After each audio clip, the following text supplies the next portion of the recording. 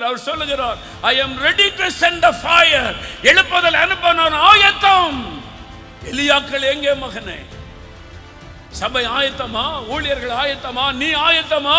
நான் இன்னும் ஆயத்தம் இல்லை என்பதை உணர்ந்து அழுகிறேன். என்ன இடத்துல என்ன குறை இருக்கு ஆண்டவரே?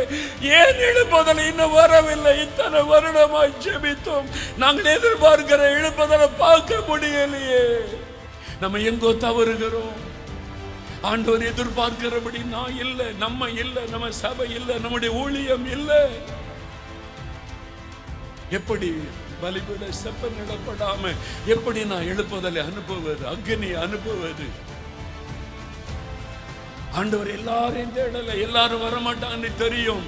ஒரு கூட்டம் பணத்துக்காக ஆண்டவர் விற்கிற யூதாசு கூட்டம் பெருகிவிட்டது. ஆண்டவருக்கு தெரியும், அவர்கள் அழைக்கப்பட்டவர்கள் அல்ல, பிழைப்புக்காக தங்களை ஊழியர்களாய் மாற்றிக் கொண்டவர்கள். அதை தேவன் நேற்றைய தினத்தில் தெளிவாய் பேசிவிட்டார்.